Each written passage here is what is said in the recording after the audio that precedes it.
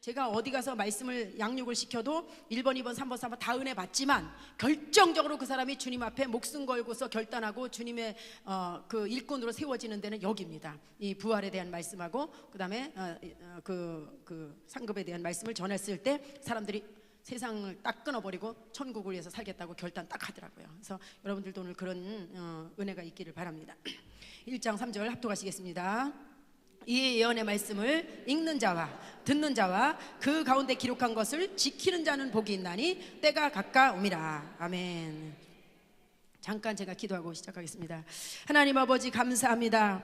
예수님의 피값으로 하나님의 자녀 삼아주셔서 오늘도 살아서 역사하시는 하나님의 말씀으로 다시 한번 무장하게 하여 주심을 감사합니다. 오늘도 말씀이신 하나님을 만나는 시간인데 저희들 겸손한 자세로 만나게 하여 주시옵시고 이 말씀이 우리의 인생을 바꿔놓는 말씀 되게 하여 주시옵소서. 천국의 표대가 세워지는 말씀 되게 하여 주시고 세상 것을 뒤로하고 하나님의 영광을 해서 달려갈 수 있는 말씀이 될 수 있도록 은혜를 베풀어 주시옵소서. 천국의 표대가 있는가 상국과 면류관에서 말씀을 전하겠사오니 아버지 부족한 자의 입술을 강력하게 사용하여 주셔서 하나님의 뜻과 계획이 그대로 전달되는 시간 될 수 있도록 은혜를 베풀어 주시옵소서. 말씀을 받는 심령을 하나님 축복하여 주셔서 마음속에 깊이 이 말씀이 뿌리를 내리게 하여 주셔서 일평생 주님을 위해서 목숨을 걸어도 아깝지 않은 믿음의 결단이 내려지는 시간이 될 수 있도록 역사하여 주시옵소서. 예수님의 이름으로 감사하며 기도하옵나이다.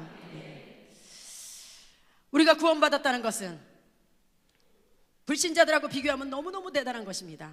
그렇지만 구원받은 사람들끼리 놓고 봤을 때는 기본입니다. 기본, 기초예요. 구원받았다는 것은 지옥에서 건져냄을 받았다는 것입니다. 지옥에서 건져냄을 받는 건 너무너무 중요한 거예요. 그렇지만 신앙 전체로 봤을 때는 기초입니다.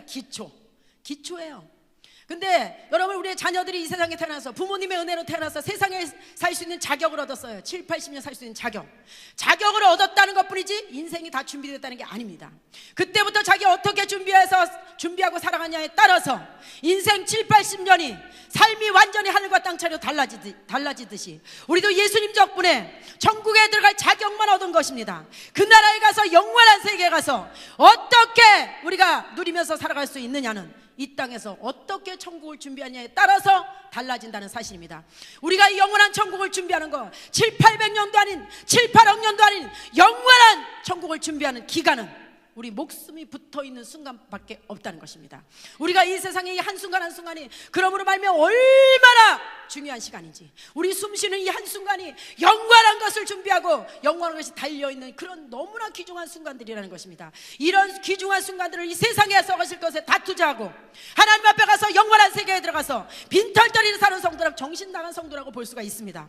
그러나 이 잠깐 살다가 이 세상, 이걸 정말 주님 앞에 올인하고 하나님 앞에 충성스럽게 영원한 것을 준비해서 그 영원한 것을 다 준비해서 그 영원한 세계에 들어가는 그런 성도라면 진짜 값진 인생을 살았고 복된 인생을 살았고 후회 없는 인생을 살았다는 것입니다. 오늘 그런 차원에서 우리가 구원받은 것에 머무르지 않고 인생의 목표를 어디다 두고 살아야 되는지 그런 차원에서 말씀을 보시겠습니다. 먼저 하나님의 말씀을 받는 자세인데요, 이 예언의 말씀을, 하나님의 말씀은 정확한 예언입니다.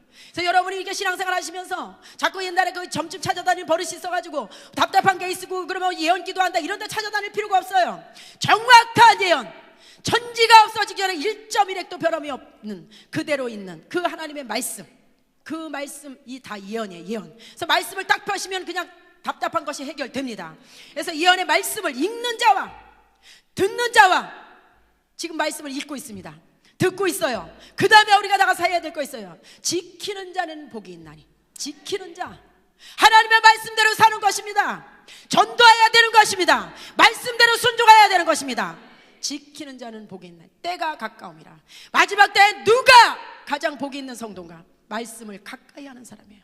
하나님의 말씀을 늘 읽고 늘 듣고 나가서 지키고 그렇게 사는 성도가 가장 마지막 때에 복이 있는 사람이라는 것입니다. 이 세상에서 출세하고 이 세상에 돈이 많고 이 세상에 잘 나가고 이런 사람이 하나님 보실 때 복이 있는 사람, 그런 기준이 아니라, 그것도 어떤 부분에 일종의 복이 되겠지만 그런 기준이 아니라 정말 하나님의 말씀을 가까이 하고 있느냐, 그렇게 살고 있느냐, 이런 사람이 마지막 때에 복된 성도라는 것입니다. 이런 분들 다 되셨으면 좋겠습니다. 히브리서 11장 13절입니다.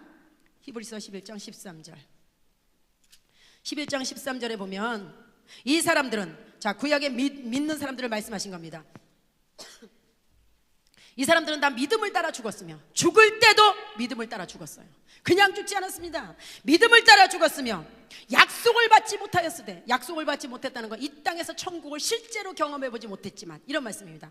이 땅에서 천국을 실제로 경험해보지 못했지만 그것들을 멀리서 보고 멀리서 천국을 바라보면서 땅에서는 어떤 마음으로 살았어요? 외국인 같은 마음으로, 나그네 같은 마음으로 살았다는 것입니다. 실제로 세상에서 천국을 경험해보지 못했지만 그 천국을 멀리서 바라보면서 나는 진짜 저기가 내 고향이야, 나의 본향은 진짜 천국이야, 그 세상에 뿌리를 내리지 않고 난 저기로 반드시 돌아갈 거야. 어떤 마음으로? 외국인이야. 외국인은 뭐예요? 자기 나라가 따로 있다는 것입니다. 다시 자기의 나라로 돌아가겠다는 것입니다. 나그네는 뭐예요? 떠돌이라는 것입니다. 정착지가 없어요. 떠들고 돌아다니는 거예요. 그런 마음으로 살았다는 것입니다. 그렇게 말하면서 살았어요. 나그네임을 증언하였으니 그들이 이같이 말하는 것은 자기들이 찾는 본향 찾는 자임을 나타냄이니라. 여러분이나 저도 아직 실제로 천국을 경험해보지 못했지만 실제로 천국이 있잖아요. 여러분 믿으시잖아요. 그렇다면 어떤 마음으로 살아야 돼요? 어떻게 말하면서 살아야 돼요? 여기다 뿌리를 내고 살면 안 된다는 것입니다. 영원히 살 것처럼 여기다가 투자하고 여기를 위해서 살면 안 된다는 거예요.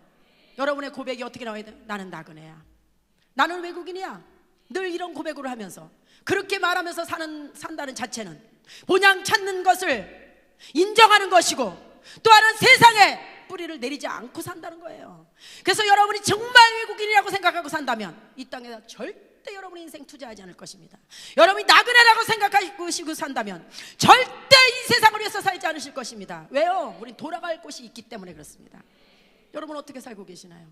진짜 여러분 천국에 가실 분이라고 확신하신다면 이 땅으로 해서 살 수 없잖아요. 우리가 신앙생활 이 땅으로 해서 할 수 없잖아요. 우리의 인생 이 땅에다 투자할 수 없잖아요. 영원한 것에 다, 여러분의 인생 다 영원한 곳에 투자하는 그런 성도가 진짜 외국인이고 나그네처럼 그런 마음으로 신앙생활을 하고 있다는 것입니다. 이런 고백이 늘 있는 사람은 천국을 사모하는 사람이고 본향 찾는 것을 사모하고 사는 사람이라는 것입니다. 그래서 믿음의 사람들은 이렇게 고백하면서 살았다는 거예요. 뿌리 내리고 사는 게 아닙니다. 천국을 위해서 사는 사람들은 이 땅에서 조금도 뿌리를 내리고 사는 게 아니에요. 여기는 그냥 준비하는 곳이에요, 영원한 것을.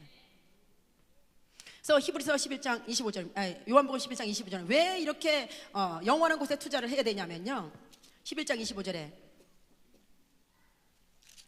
나는 예수께서 이르시되 나는 부활이요 생명이니 나를 믿는 자는, 예수님을 믿는 자는 죽어도 다시 살 것이기 때문에 그래요.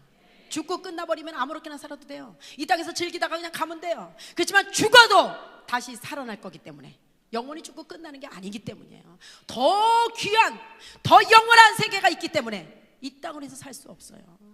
죽어도 다시 살겠고, 무릇 살아서 나를 믿는 자는 영원히 죽지 아니하리니 이것을 내가 믿느냐. 여러분 믿으세요? 진짜 여러분 영원히 죽고 끝나는 것이 아니라 다시 살 거 믿으십니까? 그렇다면 오늘로 세상의 삶은 여러분 청산하시고 오직 주님의 영광을 위해서만 살아가셔야 된다는 거예요. 그렇다고 무슨 이 세상 걸 다 포기하라는 게 아니에요. 그냥 여러분의 삶 자체를 하나님 앞에 드리는 삶을, 목적을 그렇게 살으라는 것입니다. 목적을. 그래서 정말 여러분이 영원한 것을 믿는다면, 다시 살 거를 믿는다면 그렇게 살아야 된다는 것입니다. 왜요? 영원한 세계가 있기 때문이에요. 고린도전서 15장 42절입니다. 우리가 죽으면 어떻게 되는지 한번 보시겠습니다. 42절에 죽은 자의 부활도 그와 같으니 썩을 것으로 심고, 여러분 이 썩을 몸으로 심는 거예요. 썩을 몸. 이게 아무리 잘나고 대단하고 멋있게 생겼어도요, 목숨이 딱 끊어지면 그냥 그 순간서부터 썩는 거잖아요. 이 썩을 몸을, 이게 죽어서 딱 숨이 끊어져서 썩을 몸을 갖다 땅에다 묻으면 다시 살 때는 썩지 아니할 몸으로 다시 살게 돼요. 부활체, 썩지 아니할 부활체로 다시 살게 되고, 또 욕된 것, 이게 욕된 것입니다. 욕된 것, 이 수치스러운 몸이에요. 이게 육신의 몸, 죄인의 몸입니다. 이걸 죽어서 갖다 묻으면 영광스러운 광채의 몸으로 다시 부활하게 되고, 약한 것입니다. 이 몸은 피곤해요, 병 걸려요, 막 이런 몸이야. 이 몸, 이걸 갖다가 묻으면, 죽어서 묻으면 강한 것, 병도 안 걸리고 피곤하지도 않는 영적인 몸으로 다시 부활하게 되고, 또 육의 몸, 육신의 이 고깃덩어리, 육신의 몸으로 갖다가 묻으면 신령한 영적인 몸으로 다시 살아나게 되나니, 육신의 몸이 있는 것처럼 영적인 몸도 있다는 것입니다. 그럼 예수님이 이 땅에 오셔서 부활하실 때 어디 그냥 영만 부활하셨나요?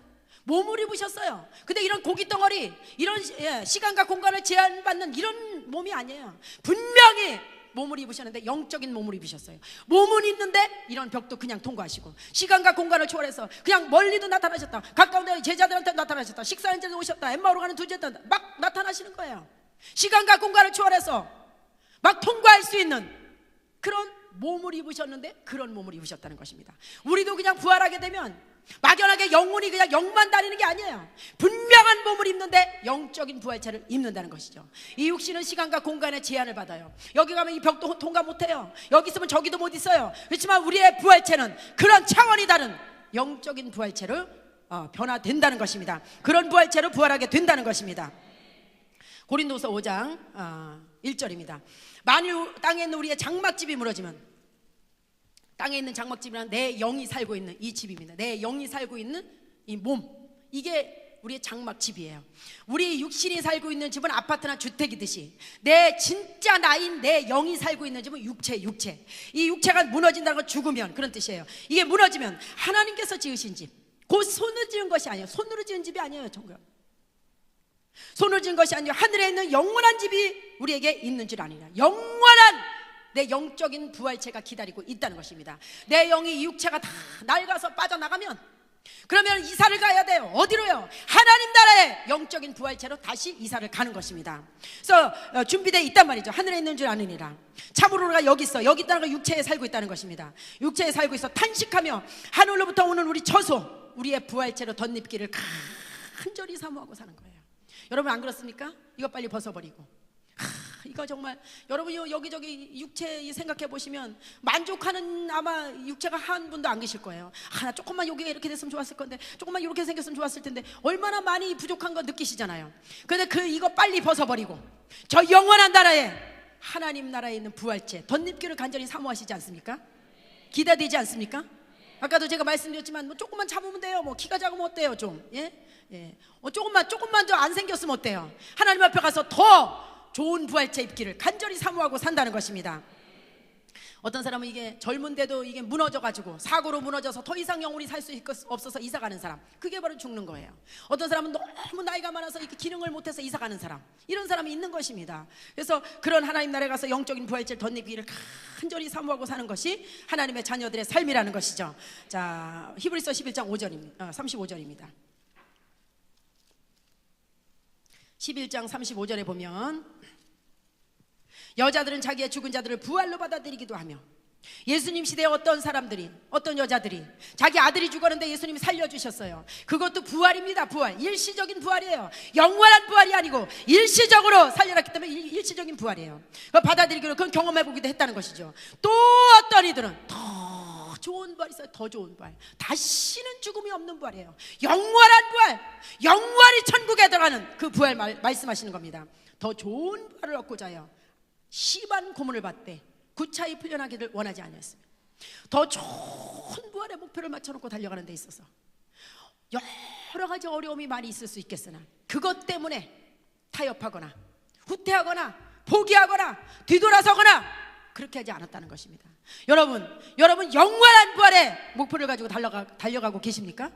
그렇다면, 그렇게 살다 보면, 타협하지 않고 그렇게 살다 보면 어려운 일을 많이 만날 수도 있어요. 핍박을 받을 수도 있어요. 고난을 받을 수도 있어요. 모함을 들을 수도 있어요.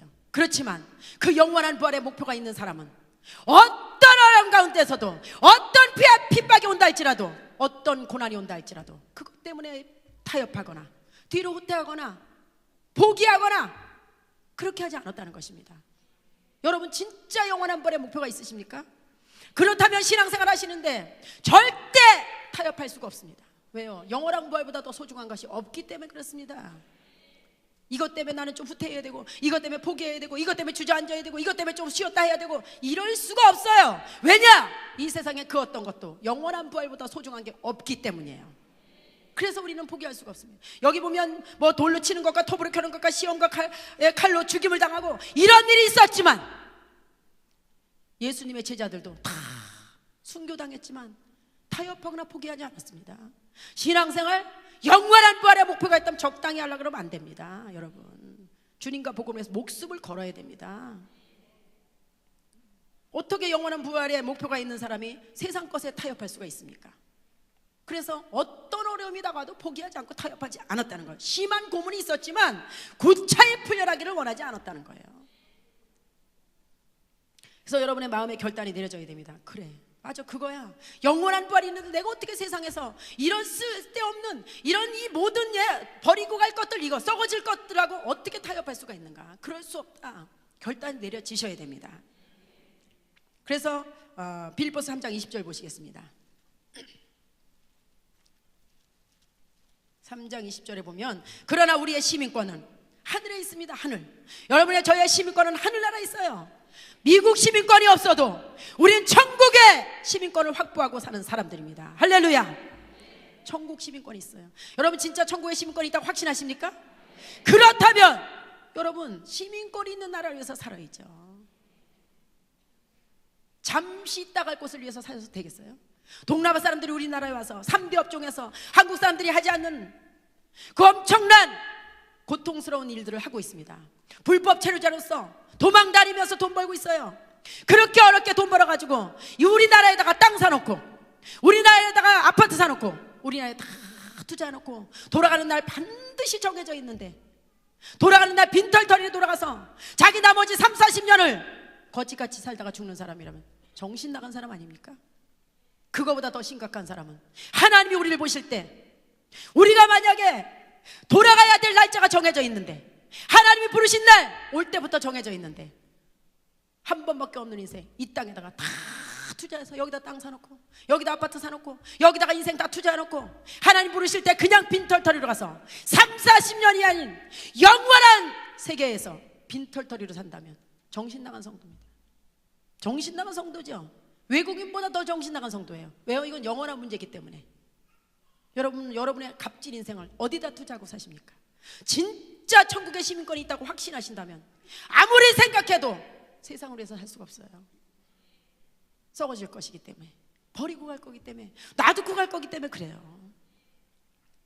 그래서 우리는 시민권이 있는 나라를 위해서 살아야 된다는 것입니다. 사도 바울은 이런 결단을 내렸어요. 그러나 7절에 보면 무엇이든지 내게 유익하던 것을, 자기에게 유익하던 것이 너무너무 많았습니다. 사도 바울은 가문도 좋았고요, 지식도 있었고요,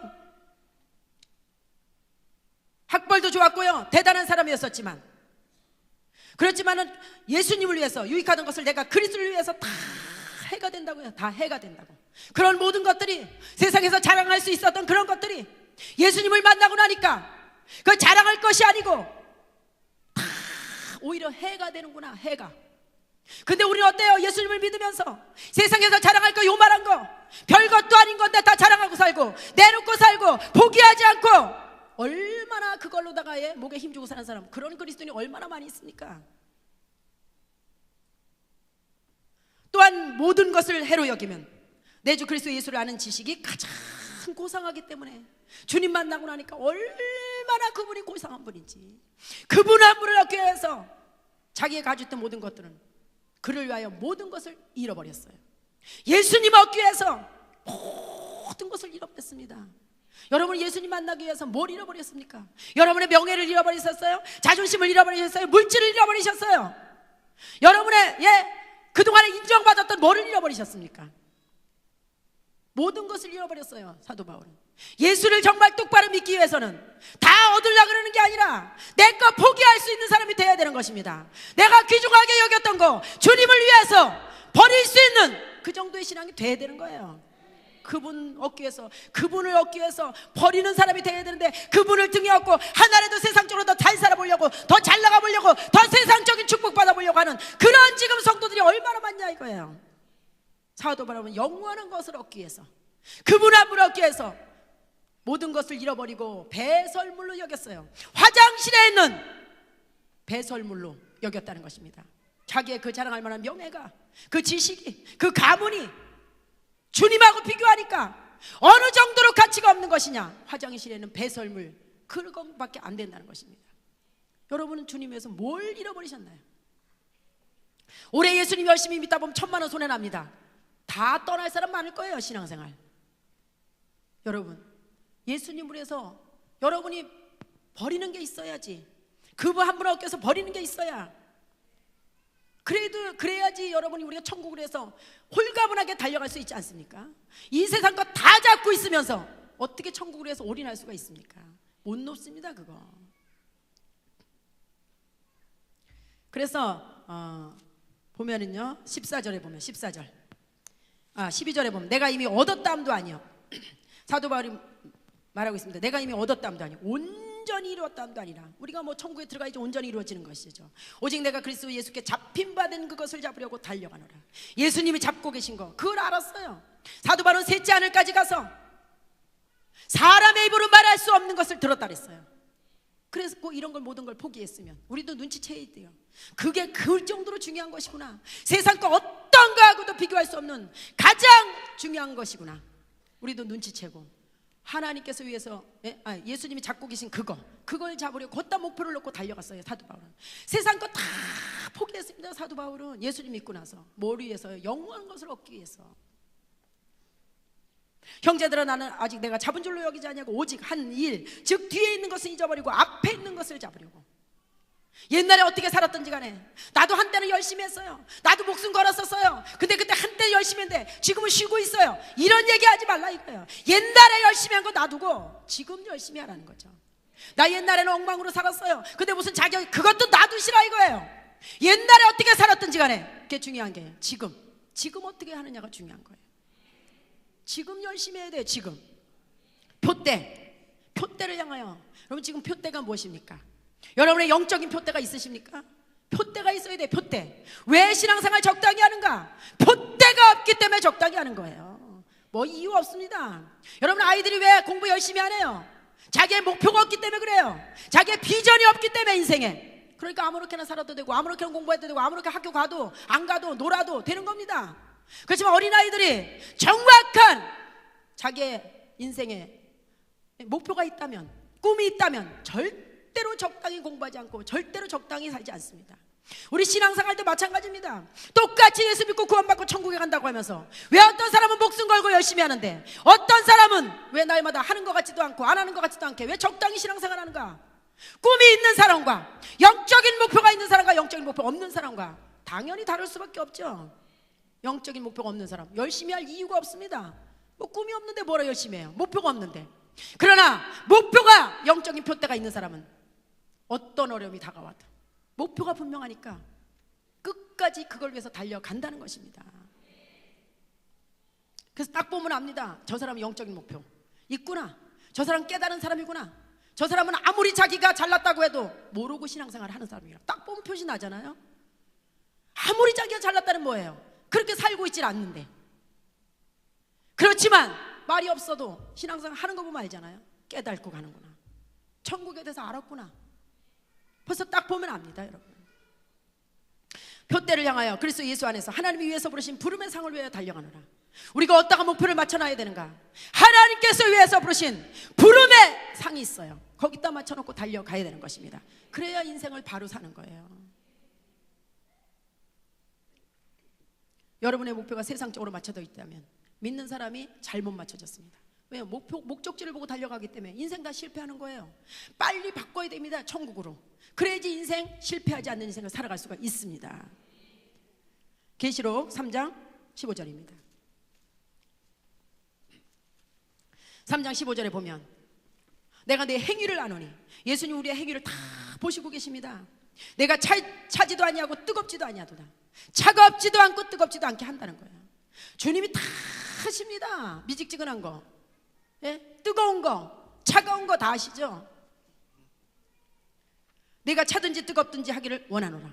주님은요 적당히 하는 걸 제일 싫어하십니다. 적당히 하는 거. 주님이 제일 싫어하는 성도, 적당히 하는 성도예요. 근데 세상에서 제일 인정받는 성도, 적당히 하는 성도예요. 남한테 인정받아요. 고상하게 믿어요. 지적으로 믿어요. 수준 높게 믿어요. 이 사람들이 다 적당히 하는 사람이에요. 미직지근한 사람. 정말 뜨겁게 하면 손가락질 받고요. 정말 펄펄 뜨면 욕먹고요. 시기질투 있습니다. 근데 하나님은 뜨겁든지 차갑든지 하길 원하노라. 내가 이같이 미지근하여 뜨겁지도 아니하고 차지도 아니하고 내 입에서 너를 토해내치리라. 예수님이 피 흘려서 구원하신 그 성도에게 토해버리고 싶다고 말씀하셨을 때는, 토하는 것은 어떤 사람에게 토해요? 구역질 할 때 토하는 거잖아요. 얼마나 적당히 하고 구역질나게 신앙생활을 하면 토해버리고 싶다 그러겠어요. 주님이 토해버리고 싶다는 성도는 지금 진짜 복이 없는 성도입니다. 적당히 하는 사람. 그래서 내가 말하기를 나는 부자라, 부유하여 부족한 것이 없다나. 나 요즘 너무 잘 되고 있어요. 부족한 게 없어요. 기도 좀 다 그냥 편안해요. 편안해. 굉장히 좋은 것 같죠. 그런데 부자라, 부유하여 부족한 것이 없다 그랬네. 우리 주님은 우리의 껍데기를 바라보고 판단하시지 않으십니다. 내 영혼을 보는데, 내 영혼은 가난하고 곤고해요. 곤고하고 가련하고 가난하고 눈멀었고 벌거벗은 것을 알지 못하는다. 너 그렇게 육적으로는 잘 나가고 있느냐? 기도 제목도 별로 없느냐? 난 내 영혼을 보니까 내 영적으로는 껍데기밖에 없다. 아무것도 없다. 예? 이 영적으로 빈털털이라는 거예요. 아무것도 없다는 거예요. 주님이 보실 때 혹시 이런 성도, 세상적으로 너무 잘 되고 있는데 하나님이 보실 때 영적으로는 부자가 아니라 아주 아무것도 없는 거지 같은, 예? 이런 상태일 수가 있다는 것입니다. 그래서 주님 말씀하셨어요. 내가 너를 권하노니 내게서 불로 연단한 금을 사서 흔들리지 않는 정금 같은 믿음으로 부유한 자가 되라는 것입니다. 영적으로 부자가 되라는 거예요. 믿음으로 부자가 되라는 거예요. 흰옷을 사서 입어 벌거벗은 수치를 보이지 않게 하고, 예수님의 피로 구원받은 확신을 가지고, 죄용받은 확신을 가지고 살고, 안약을 사서 눈에 발라 보게 하라. 안약, 영적인 눈을 뜨고 깨달으라는 거예요. 계시, 깨달으라는 것입니다. 왜 이렇게 영적인 사람이 육신적인 기준으로 얘기하느냐? 너가 좀 영적인 눈을 뜨고 깨달으라는 걸 뭐라고 말씀하시는지 보라는 거예요. 도대체 하나님이 뭘 기준으로 말씀하시는지. 물은 내가 사랑하는 자를 책망하여 징계하노니, 내가 너를 사랑하기 때문에 책망하고 징계하는데, 그러므로 내가 열심을 내라 회개하라. 열심을 내라는 거. 어디 적당히 하라 하셨어요? 열심을 내고 회개하라는 것입니다. 열심. 적당히 하라는 말씀이 없습니다. 회개라는 거 돌이키라는 거예요. 방향을 바꾸라는 거예요. 지금 세상적인 기준에서, 육적인 기준에서 영적인 기준으로 방향을 바꿔서 돌이키라는 것입니다. 왜 믿는 사람이 세상적인 기준을 말하고 있냐? 영적인 기준으로 방향을 바꿔서 정신 차리고 살으라는 거예요. 뜨겁게 하라는 거예요. 신앙생활.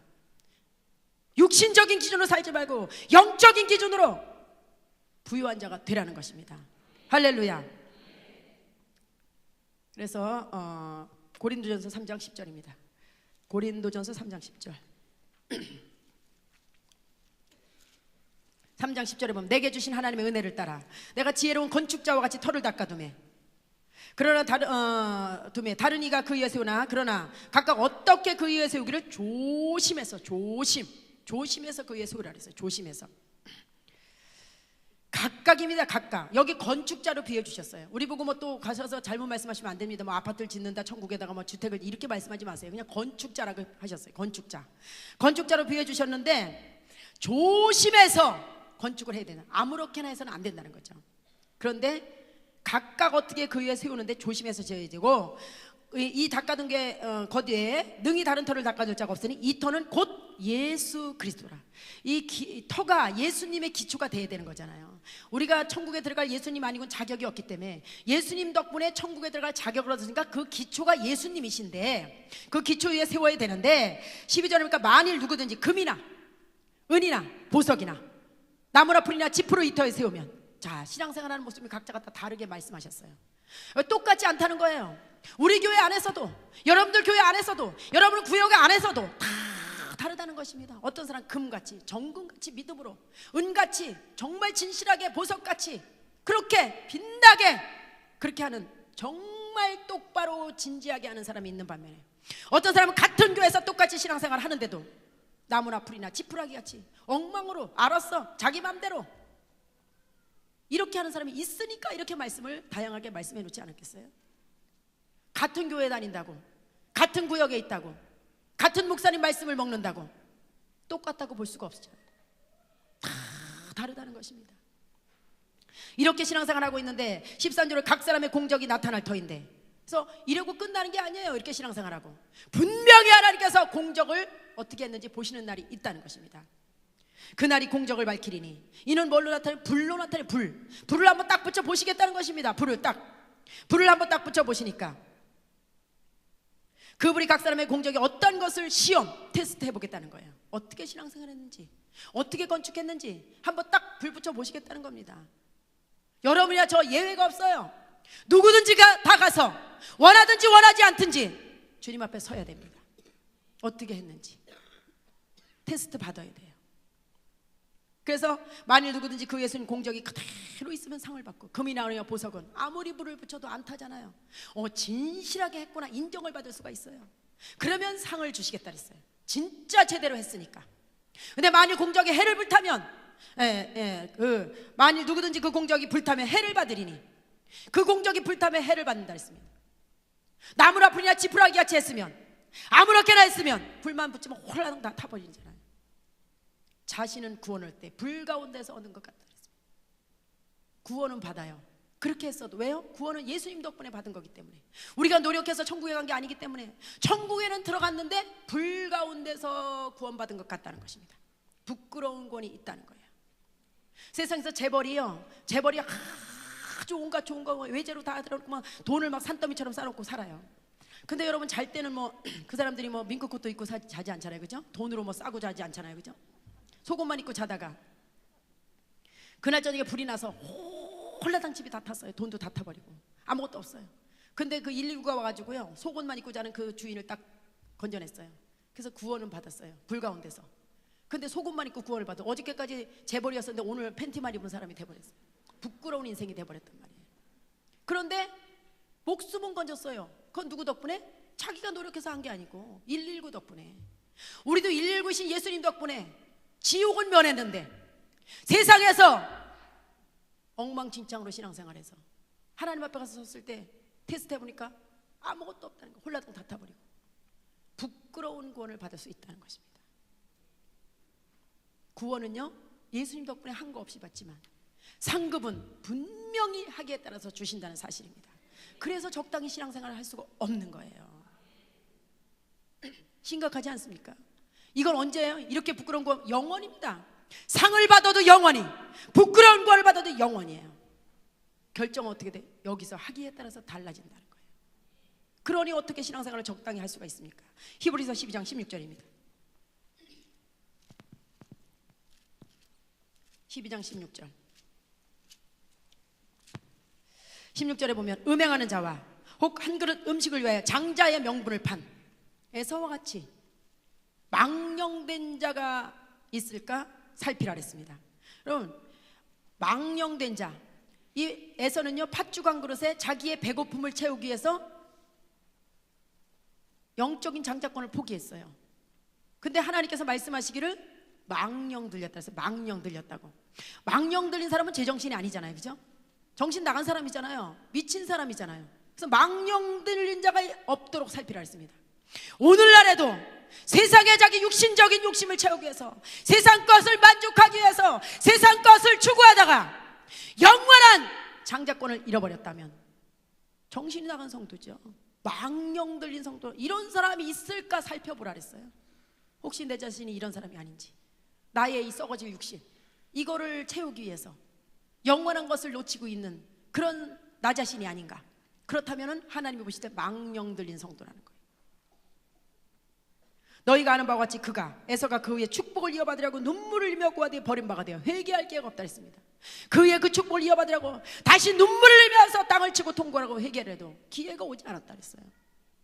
여러분, 우리가 80이 돼서 하나님 앞에 갈 때가 돼서 하나님 진짜 자신을 돌아보니까 정말 주님 뜻대로 살아야 되는데 주님 앞에 갈 날이 다가오니까 잘못 살았네요. 다시 한번 저를 40대로 돌려보내주신다면 주님 말에서 그 기회가 오냐고요? 안 오는 겁니다. 아니면 더 늦게 깨달아서 천국에 가보니까 진짜 말씀대로 사실이네요. 주님 다시 한 번만 세상에 저를 보내신다면 영원한 것을 위해서 살려고, 그게 기회가 오냐고요? 없어요. 어제가 오늘 될 수 없습니다. 그럼 주님의 일을 언제 해야 돼요? 오늘 해야죠. 지금 해야죠. 시간을 내일로 미룰 수도 없어요. 당장 해야 되는 거예요. 언제까지? 주님 만날 때까지. 그게 신앙인의 삶이 돼야 되는 것입니다. 엄청 심각해지시죠? 이제 꼼짝없이 이제 주님만 해서 살아야 되니까 놀러도 못 다니겠네. 꽃놀이는 다가오는데 어떻게 하면 좋아? 디모데후서 2장 3절입니다.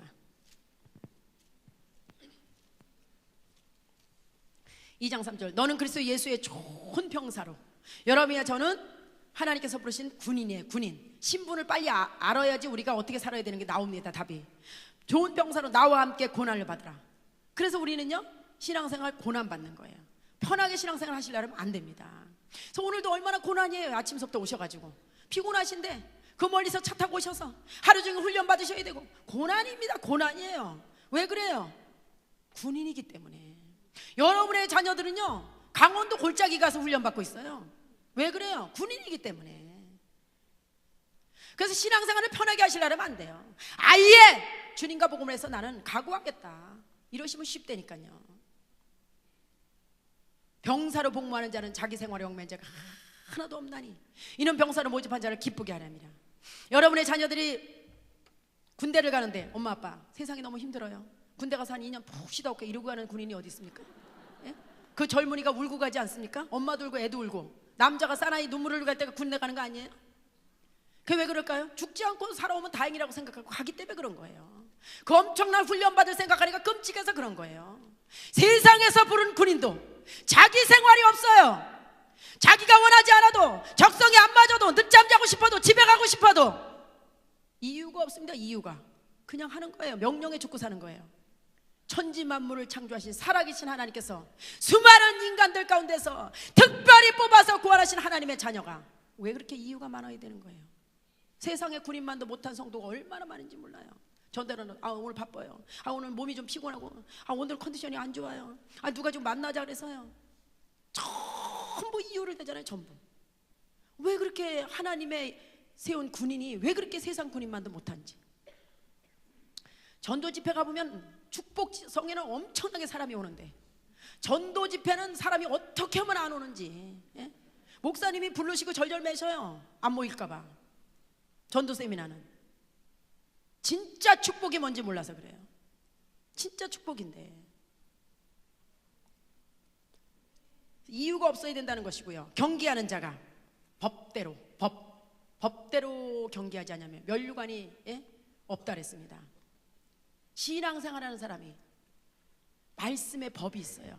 신앙인의 법은 말씀입니다. 말씀의 기준에서 신앙생활하지 않으면 면류관이 없다 그랬어요. 여러분 이 세상의 모든 운동 경기가요 룰이 있습니다. 규칙이 있어요. 그 규칙을 지키면서 운동을 했을 때래야 인정을 받을 수 있어요. 근데 자기 마음대로 뛰고 뭐 땀을 뻘뻘 흘리고 1등으로 뛰고 난리를 쳤어도 규칙을 어기면 실격입니다. 하나님 앞에서도 마찬가지예요. 우리가 신앙생활 하는데 우리는 싫지만 부담스럽지만 하기 싫지만 하나님의 말씀에 이렇게 하라고 말씀하셔서 내 뜻을 버리고 하나님의 규칙에 의해서 말씀의 법에 의해서 신앙생활 했을 때에만 인정을 받을 수가 있다는 거예요. 아무리 펄펄 뛰면 뭐예요? 아무리 난리를 치면 뭐예요? 자기 마음대로 자기 법대로 자기가 알아서 했으면 자기 법대로 하는데 하나님의 법 무슨 상관이 있냐고요. 나는 하기 싫지만 내 적성에 안 맞지만 하나님 말씀에 그렇게 하라고 말씀하셔서 그렇게 할 때만 하나님 앞에 인정을 받을 수가 있다는 것입니다. 그래서 하나님 앞에 연수 자랑할 것도 없고요 직분을 자랑할 것도 없어요. 모태신앙 자랑할 거 없습니다. 내가 지금 언제 믿었던지 오늘 내가 하나님 앞에 말씀의 기준에서 충성했을 때 인정받을 수가 있다는 것입니다. 고린도서 5장 9절입니다 5장 9절에 보니까 그런즉 우리는 몸으로 있든지 몸에 살고 있든지 떠나든지 떠난다는 거 죽는다는 거예요. 주를 기쁘시게 하는 자가 되기를 힘써야 된다. 힘써야 됩니다. 적당히 하라고 말씀 안 하셨어요. 왜 죽든지 살든지 이렇게 주님을 기쁘시게 하는 자가 되기를 힘써야 되느냐? 이는 이유가 있습니다. 우리가 여러분이야 제가 다 해요. 다. 한 사람도 예외가 없어요. 아무리 자기가 이 말씀 싫다 그래도 할 수 없어요. 다 들어가는 겁니다. 반드시 다 흠없이 그리스도의 심판대 앞에 나타나는 날이 있어요. 심판성 앞에 나타나게 돼요. 선악간에 그 몸으로 몸에 있을 때 행한 것을 따라 받기 위해서 예수님의 심판석 앞에 서야 되는 날이 있기 때문에 우리가 죽든지 살든지 주님을 기쁘시게 하는 일에 힘써야 된다는 것입니다. 예외가 없어요. 누구나 다 서요. 난 그런 말씀 너무 부담스럽다. 난 그런 거 싫다. 싫다 그러는 사람도 서야 되고 인정하고 준비하는 사람도 서야 되고 비켜갈 수가 없어요. 그러느니 인정하고 준비하는 사람이 훨씬 지혜로운 사람 아닙니까? 누구도 예외가 없는데. 그래서 몸에 있을 때 어떻게 하고 살았냐에 따라서 주님 앞에 가서 불신자들은 죄에 대한 심판을 받고 지옥으로 가게 될 것이고, 우리의 죄에 대한 심판은 예수님이 다 갚아주셨기 때문에 상급의 심판을 받기 위해서 가서 서야 될 것입니다. 그래서 여러분이 지금 주님을 위해서 죽든지 살든지 수고하는 거 절대 헛된 것이 아닙니다.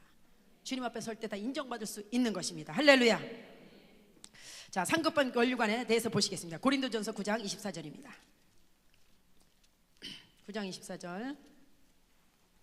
예레미야 말씀 보지 말고 그냥 연결해서 보겠습니다.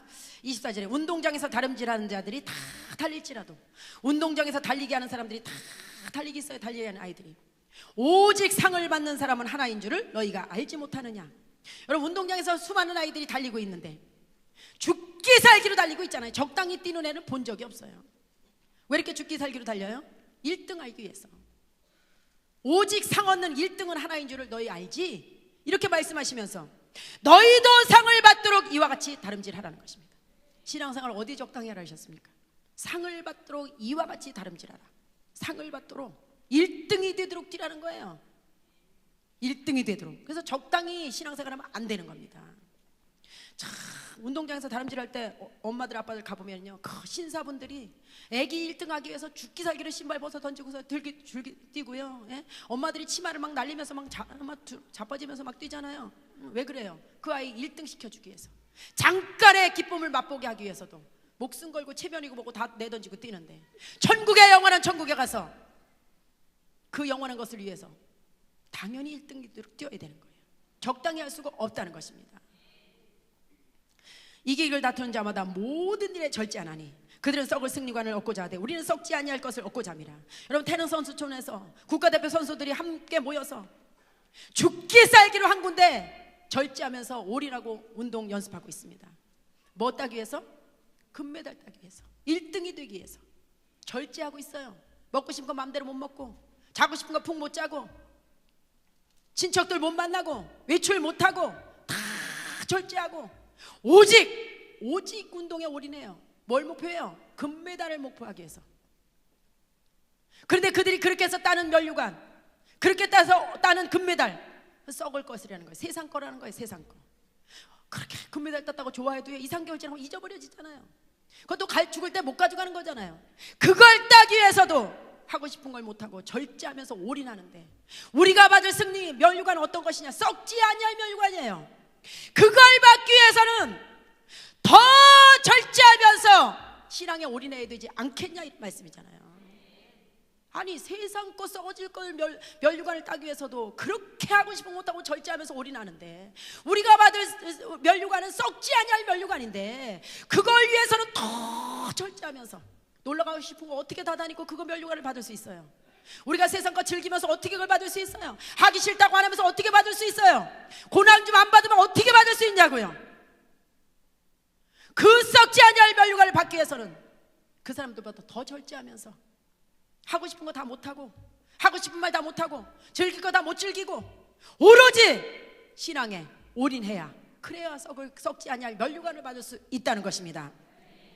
그러므로 나는 다름질하기를 향방 없는 것 같이 아니하고 방향을 정해놓지도 못하고 뛰는 사람처럼 이렇게 신앙생활하면 안 된다는 거예요. 어디로 달려가야 되는지, 꼬린 지점이 어딘지 그것도 모르고 마구잡이로 그냥 신앙생활해서 안 된다는 것입니다. 분명한 목표를 가지고, 내가 꼬린 지점이 어딘지, 어디예요? 꼬린 지점이? 천국이에요. 거기 들어가는 날까지 목표가 거기가 돼서 거기다 맞춰놓고 싸우기를 허공을 치는 것 같이 아니하며, 싸우기를 허공을 치는 것 같이 안 해야 한다는 것은, 여러분, 권투 선수가 상대방이 왔는데 눈 감고서 글러브로 막 주먹만 막 휘두른다고 앞에 상대방이 KO가 되나요? 안 되잖아요.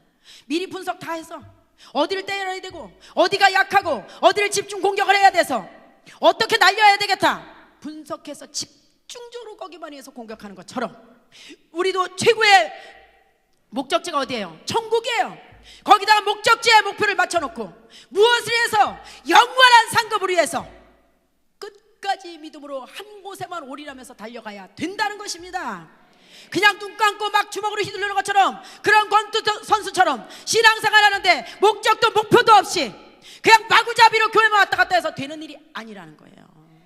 분명한 목표가 세워져서 분명한 목적지를 두고 목표를 위해서 달려가야, 올인해야, 그래야지 여러분 영원한 상급을 위해서 살 수가 있다는 것입니다. 그래야지 실패하지 않는 신앙생활을 할 수 있다는 것입니다. 마태복음 11장 12절입니다.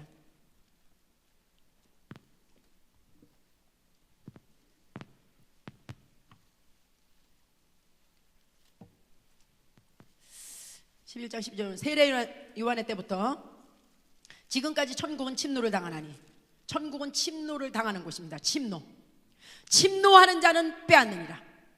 가만히 있는 자의 것이 아니에요. 천국은 침노하는 자의 것입니다. 침노, 강제로 빼앗는다. 어떻게 보면 싸워서 빼앗는다 이런 뜻이 있어요. 어떻게 싸우는가? 사람하고 싸워서 뺏는 게 아니에요. 더 사랑하려고, 내가 더 많이 사랑하고, 내가 저 사람보다 더 많이 섬기고, 내가 더 희생하고, 내가 더 순종하고, 내가 더 전도하고, 내가 더 기도하고, 더 주님 위해서 더 해서 그렇게 섬겨서 뺏는 거예요. 싸워서 그걸 더 하기 위해서 서로 안 하려고 그러는 게 아니고, 네가 하세요, 네가 하세요, 네가 하세요 이런 게 아니고, 더 내가 사랑하려고 그러고, 더 섬기려고 그러고, 더 희생하려고, 더 전도해서, 그래서 뺏는 것이에요. 천국은 가만히 있는 자의 것이 아닙니다. 여러분 시골에서 땅 따먹게 해보셨잖아요. 어렸을 때 튕겨서, 그냥 마당에서 돌 튕겨서 그만큼 튕겨 따는 것만큼 내 땅이 되는 거예요. 하나님께서 우리에게 예수 그리스도를 말미암아 천국을 내놔 주셨어요. 들어오라고 자격을 주셨어요. 그때부터 우린 천국에 들어갈 자격 얻었으니까 이제 그때부터는 우리가 준비해서 가는 것만큼 그날에 가서 누릴 수가 있다는 것입니다. 그래서 신앙생활은 장난이 아니에요. 정말 똑바로 해야 되는 것입니다. 5장 10절에 보면,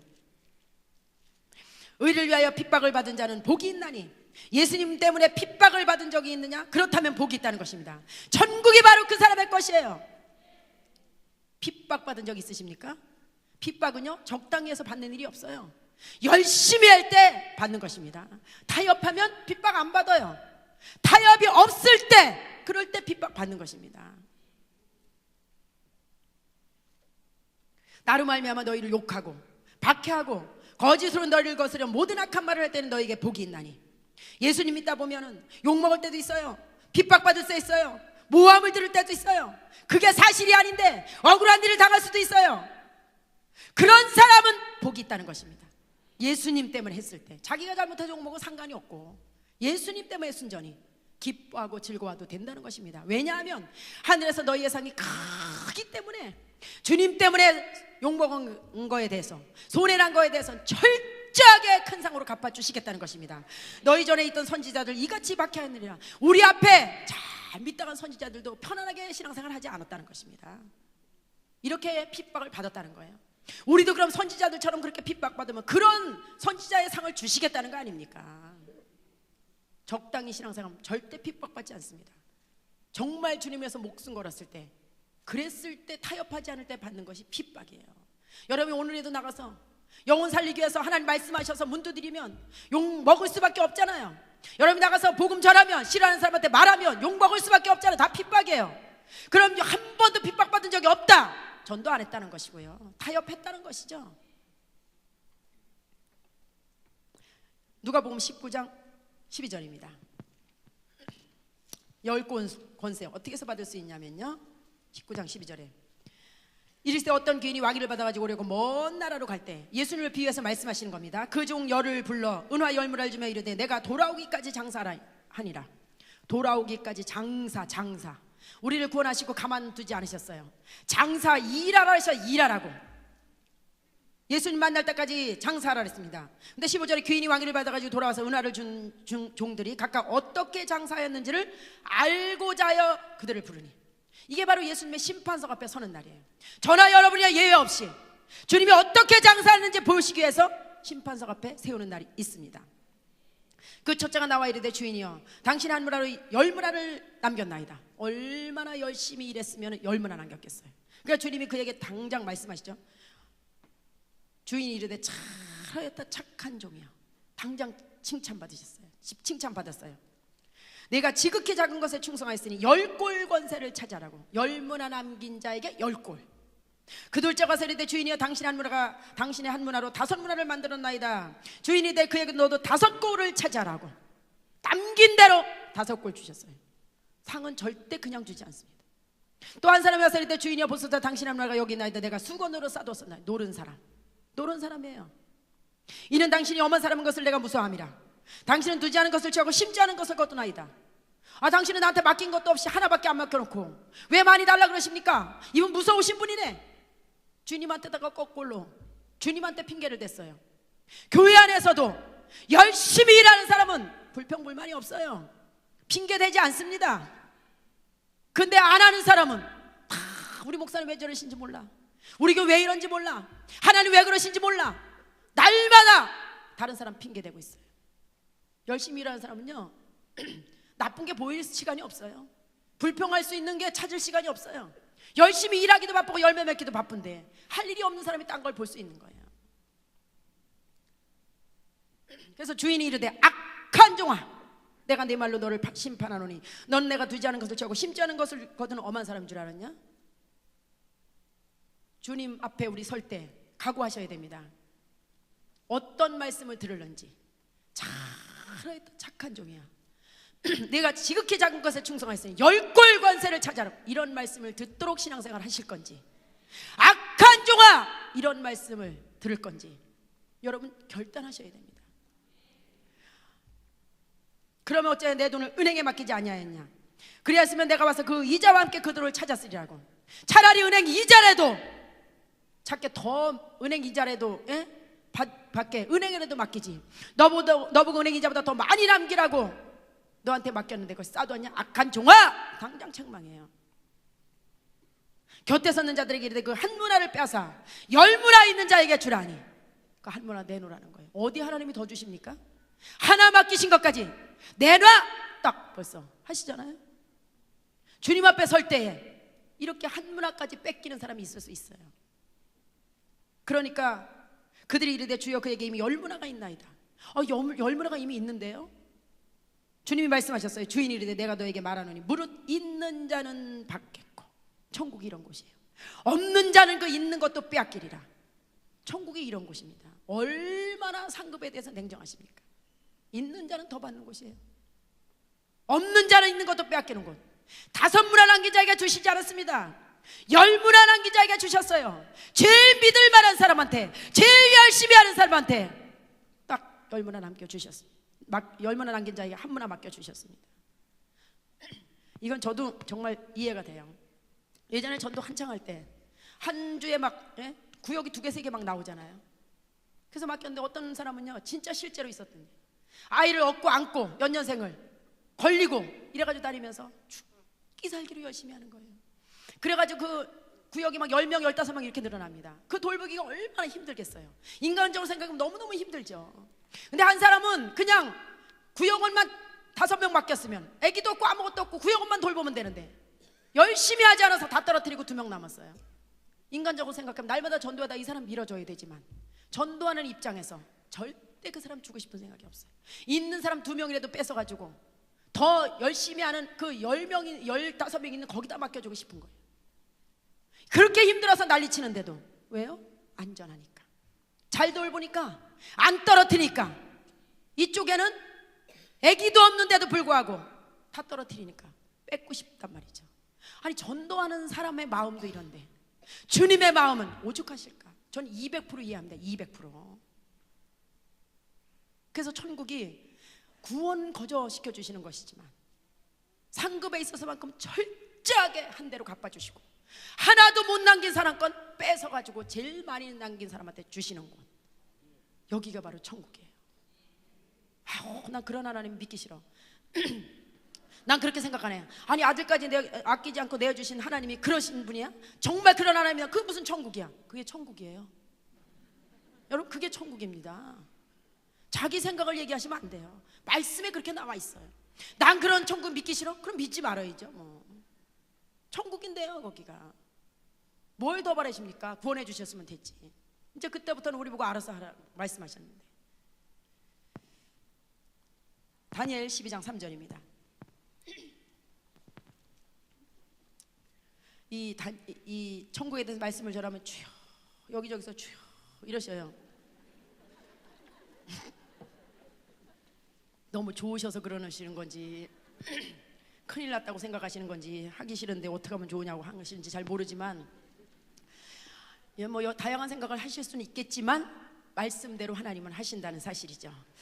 12장 13절에 지혜 있는 자는 궁창의 빛과 같이 빛날 것이요 지혜 있는 자는 가르치는 자, 안내하는 자, 인도하는 자라는 뜻이 있습니다. 여러분이 나가서 말씀을 가르치시고 또 세상적으로 사는 사람을 하나님 앞으로 인도하고 안내하고 이러는 자 궁창의 빛과 같이 빛난다 그랬어요. 천국에 가서 빛나는 영광 가운데 들어가게 되고 많은 사람을 옳은 대로 돌아오게 한 자는 수많은 사람을 옳은 대로 돌아오게 한 자 전도 많이 한 자예요.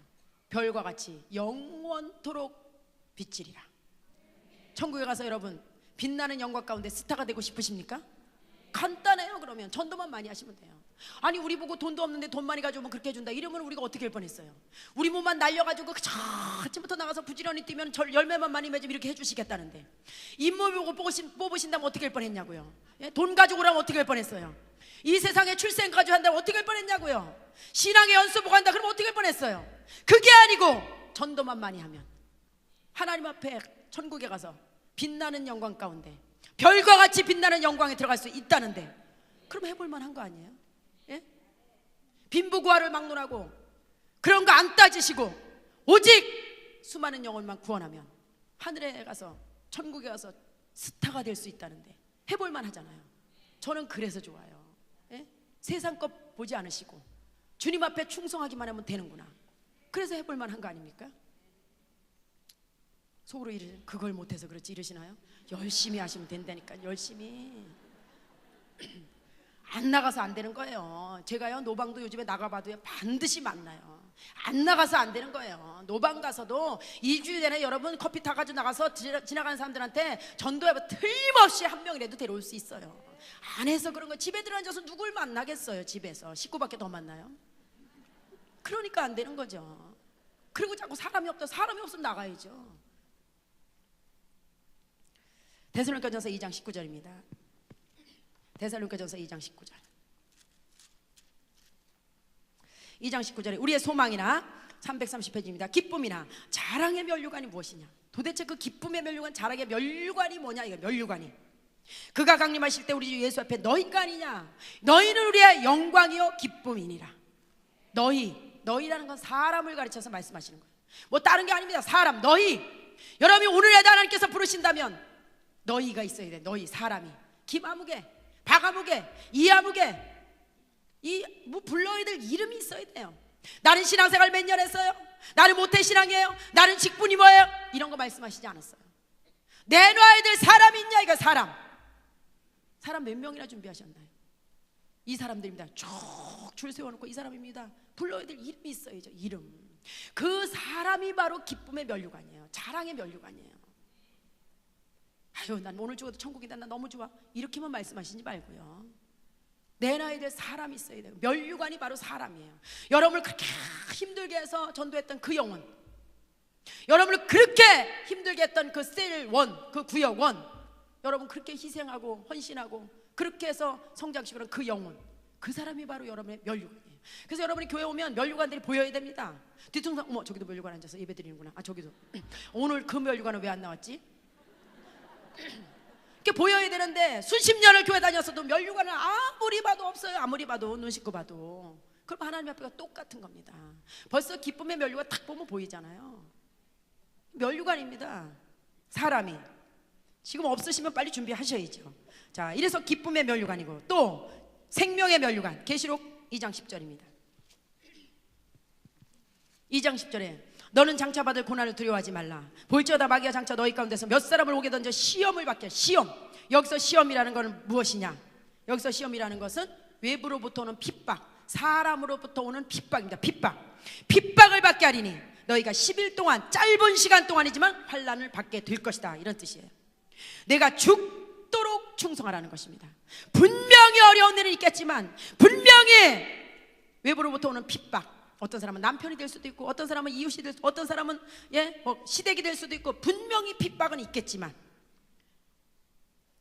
그 가운데서도 후퇴하지 말고 그 가운데서 타협하지 말고 죽도록 충성하라는 거예요.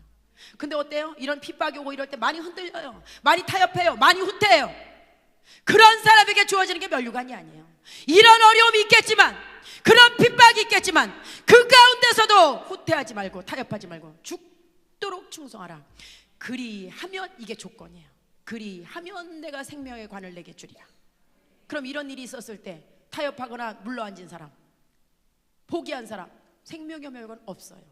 여기서 조건이 그리하면이에요. 그리하면. 이것을 이런 가운데서도 주님 앞에 변함없이 충성한 사람에게 주어지는 것이 생명의 멸관. 근데 이런 데서 변함없지 않고 그대로 막 주저앉고 타협하고 흔들거리고 막 포기해버리고 이런 사람은 생명을 받을 수가 없죠. 그래서 멸관 그냥 주는 거 아닙니다. 야고보서 1장 12절입니다. 1장 12절에 보면 시험을 참는 자는 복이 있나니. 여기서 시험이라는 것은 아까는 외부로부터 오는 핍박이지만 여기 내적에 내 안에서 일어나는 유혹입니다. 유혹. 그 시험이라 하셨어요. 이 안에서부터 내 안에서 일어나는 그 시험, 유혹이 있겠지만 그걸 참는 자는 복이 있나니 시련을 견디는 자가 주께서 자기를 사랑하는 자들에게 약속하신 생명의 멸류관을 얻을 것이기 때문이라. 그래서 여러분이나 저나 육신 잃고 사는데 이 안에서부터 일어나는 유혹이 많이 있어요. 특별히 요즘 시대엔 돈에 대한 유혹. 돈. 어디 돈 벌러 갈까? 요즘에 먹고 살만 한데도요, 참 옆집에서 알바 나가니까 자기도 왜 나갔는지도 모르고 알바 가서 서 있더라고요. 참 신기해. 자기 정체성도 없어요. 저 집 엄마도 그냥 알바 가니까 나도 가야 될 것 같고, 왜 알바 가서 돈을 벌고 있는지도 모르고 돈 벌고 있어요. 그리고 이렇게 살아면 안 될 것 같고 알바 안 하면 안 될 것 같고. 여러분, 여기서 이런 유혹이 많이 일어나겠지만 돈에 대한 유혹, 이성적인 유혹, 명예의 유혹, 권력의 유혹, 끊임없이. 보통 남자분들이 권력의 유혹, 명예의 유혹이 많을 것이고, 아내들은 돈에 대한 유혹이 많을 거예요. 그런 유혹이 많이 일어났겠지만, 즐기고 싶은 유혹 많이 일어나겠지만, 또 요즘 시대가 악해서 이성적인 유혹도 많이 일어날 수 있어요. 그런 게 끊임없이 일어나겠지만 그것을, 그 시련을 참아서 견뎌낸 자, 그런 자들에게 약속하신 생명의 멸류관을 주시겠다 했어요. 그런데 이런 유혹이 있을 때 다 타협하고 글로 넘어지고 일로 넘어지고 절로 넘어지고 다 그냥 흔들거리는 사람, 생명의 멸류관 없지요. 그래서 여러분, 심지가 굳게 신앙생활 하셔야 됩니다. 곧게 가셔야 돼요. 곧게. 그냥 이것저것 타협 다 해버리면 받을 게 없어요. 하나님 앞에 가서. 이런 자에게 주어지는 멸류관이 생명의 멸류관. 자, 영광의 멸류관은 어떻게 해서 주어지냐면요, 그 뒤에 베드로전서 5장 1절 보세요. 너희 중 장로들에게 권하노니 나는 함께 장로된 자요 그리스도의 고난의 증인이요 나타날 영광에 참여할 자니라. 너희 중에 있는 하나님의 양무리를 치라. 양무리를 치되. 그래서 양무리를 관리하는 데 있어서 여러분에게 주어진 세론들, 구역원들, 여러분에게 맡겨진 전도해온 그 영혼들, 다 여러분에게 맡겨진 영혼들, 이걸 관리하는 데 있어서 억지로 하지 말라 그랬어요. 억지로. 이런 말씀 많이 하시죠. 진짜 오래 안 하려고 했는데 목사님이 헐 수 없이 이름 올리는 바람에 그냥 너 미치겠어, 그냥 이거 정말 안 하려고 그랬는데 헐 수 없이 하시는 분들 말이에요. 억지로 하지 말라 그랬어요. 억지로. 하나님의 뜻을 따라 자원함으로 하며. 여러분이 올해 구역장을 맡았어요. 억지로 하고 계십니까? 그러면 수고는 엄청나게 하시겠지만 룰을 어기면서 하셨기 때문에, 억지로 했기 때문에 멸류관이 없어요. 말씀을 벗어나서 했으니까. 그럼 어떻게 해야 돼? 기왕 하시는 거 자원하는 마음으로 하세요. 자원하는 마음, 감사함으로. 내가 이렇게 섬길 수 있어서 감사하고 자원하는 마음으로 해야 돼. 그래야 말씀을 뜻을 따라서 한 거죠. 더러운 이득을 위하여 하지 말라 그랬어요. 더러운 이득이 뭐예요? 세상적인 이익을 위해서 하나님의 일을 하면 안 됩니다. 내가 그래도 이걸 하나 맡아야 그랬는데 하는 일이 또 이렇게 좀 되지 않겠어? 세상적인 이익을 위해서 하나님의 일을 하면 안 됩니다. 맡은 자들에게 주장하는 자세를 하지 말라 그랬어요. 지배하는 자세로 하지 말라는 것입니다. 이렇게 하고 저렇게, 내가 그래도 구역장인데, 내가 그래도 말이야 뭔데, 이렇게 하지 말라는 거예요. 하나님이 주시는 직분은 권력이 아니에요. 세상 권력이. 평신도들이 하나님이 주신 직분 뭐예요? 섬기는 직분입니다. 섬기는 직분.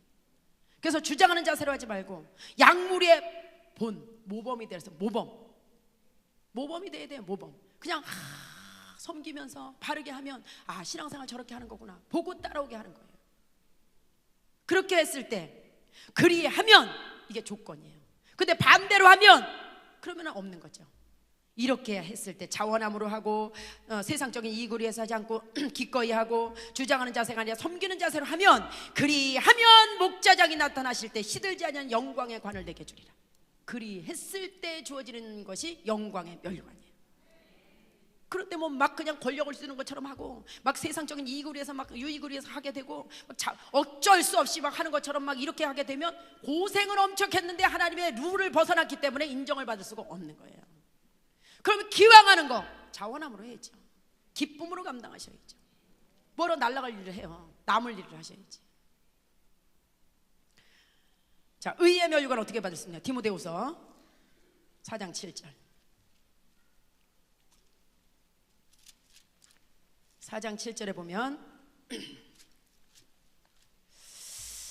나는 선한 싸움을 싸우고 나의 달려갈 길을 마치고 믿음을 지켰으니, 사도 바울이 이렇게 고백했습니다. 이제 이후로는 나를 위해 의의 면류관이 예비되었어. 의의 면류관, 주 곧 의로우신 재판장이 그날에 내게 주실 것이며 내게만 하는 주의 나타나심을 하무하는 모든 자에게 도니라 이랬습니다.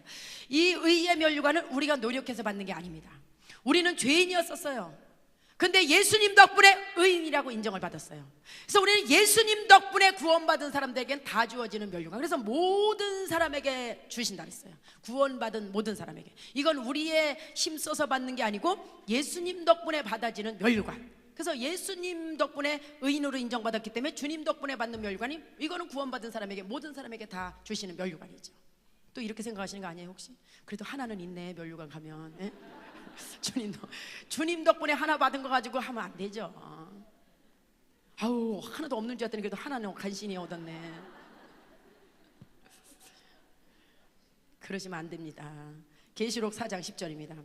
그럼 이 면류관을 열심히 해서 다 받으면 아우, 그거 목이 아파서 어떻게 다 뒤집어 쓰고 있어. 예? 나는 그 목이 약해가지고 그거 다 뒤집어 쓰고 못 있어서 조금만 주면 이러시면 안 된다는 거예요. 걱정하지 마시라고 지금 말씀을 또 한번 보겠습니다. 계시록 4장 10절이요. 24장로들이라고 여기서 말씀하셨는데요, 신구약에 구원받은 모든 사람을 통틀어서 생각하시면 됩니다. 보좌 앉으신 이 앞에 엎드려 세세토록 살아계신 이에게 경배하고 자기의 관을 보좌 앞에 드리며. 여러분, 썩지 아니할 면류관, 기쁨의 면류관, 생명의 면류관, 영광의 면류관, 의의 면류관 다 준비하셔도 괜찮아요. 주님 앞에 가서 벗어드리는 거기 때문에. 여러분 보고 뒤집어 쓰고 앉아있으라고 안 그러시니까 많이 준비하세요. 예? 그래서 주님 앞에 보좌 앞에 벗어 드리며 이르되, 우리 주 하나님이여 영광과 존귀와 권능을 받으시는 것이 합당하오니 주께서 만물을 지으신지라 만물이 주의 뜻대로 있었고 또 지으심을 받았나이다 하더라. 면류관은 우리가 가지고 있는 게 아니라 주님 앞에 벗어드리면서, 저 같은 죄인을 구원하신 게 너무 감사한데 성령님이 내 안에 계시면서 내가 여러 가지 유혹 가운데서도 그 유혹을 뿌리치고 그걸 이겨내서 생명의 면류관을 받을 수 있게 해주셨고, 여러 가지 핍박 나의 힘으로 이길 수가 없었는데 주님이 나를 도와주셔서 이길 수 있는 능력을 주셔서 그 생명의 면류관을 받게 해주셨고, 그 영광의 면류관, 모든 사람을 내 자신으로 섬길 수가 없었는데 성령의 도우심으로 섬길 수 있어서, 그래서 자원하는 심령으로 섬기고 그 사람들을 양육시켜서 이렇게 영광의 면류관을 받을 수 있게 해주셨고, 나 같은 죄인을 구원하셔서 의인이라고 칭해주셔 의의 면류관을 받을 수 있었고, 썩지 아니할 면류관, 정말 여러 가지 나 혼자서 세상적으로 살고 싶은 생각이 있었지만 그걸 이겨내고 주님 앞에 올인하고 주님 앞에 충성해서 이렇게 받을 수 있는 그 영광, 그 면류관, 그것을 받을 수 있었고, 그걸 받을 수 있어서 이렇게 하나님 앞에 드릴 수가 있었습니다. 썩지 않을 면류관 준비했습니다. 이건 제가 잘해서 받은 것이 아닙니다. 마땅히 주님이 받으셔야 됩니다. 주님 앞에 벗어드릴 때 주님이 정말 십자가에서 피 흘리셨던 그 보람이 그때 있지 않으시겠습니까? 고통을 받으시면서 죄인인 우리를 구원하시기 위해서 온갖 모욕과 저주를 다 당하시고 고통을 받으시고 죽어서 구원을 오셨더니, 그냥 살지 않고 그 한 번밖에 없는 인생을 주님과 복음을 해서 세상 가운데 여러 가지 어려운 일이 많이 있었음에도 불구하고 그걸 이기고 타협하지 않고 그 많은 면류관 준비해 와서 주님 앞에 벗어드릴 때에 죽으신 보람이 그때 있는 거예요. 그런데 구원해놨더니 빈털터리로 맨손으로 와가지고 주님 앞에 그냥 서 있으면 얼마나 주님이 안타까우시겠습니까? 여러분의 자녀들이 키워서 밥 먹여서 공부시켜놨더니 어디 가서 한 30년 있다 오더니 국회의원 배지 하나 딱 달고 왔어요. 다 늙은 부모님한테 빼주면서, 이건 부모님 나를 낳아주셨고 나를 길러주셨고 공부시켜주셔서 제가 이렇게 준비할 수 있었습니다. 이건 제가 받는 것이 아니고 엄마 아버지가 받으셔야 됩니다. 그걸 하나 딱 빼서 달아드릴 때 자식을 낳아놓은 기쁨이 그때 아닙니까? 야, 진짜 보람있다, 이 자식 정말 잘났다, 이러실 거 아니에요. 그런데 공부시켜서 밥 먹여서 낳았더니 어디 가서 30년 있다 오는데 노숙자로 해가지고 돌아왔다. 예? 얼마나 기가 막히시겠어요. 저걸 왜 낳나 진짜. 예? 그냥 다 죽어가는 모습으로 돌아왔다. 기가 막힐 것 같아요. 아주 보기도 싫을 것 같아요. 그냥.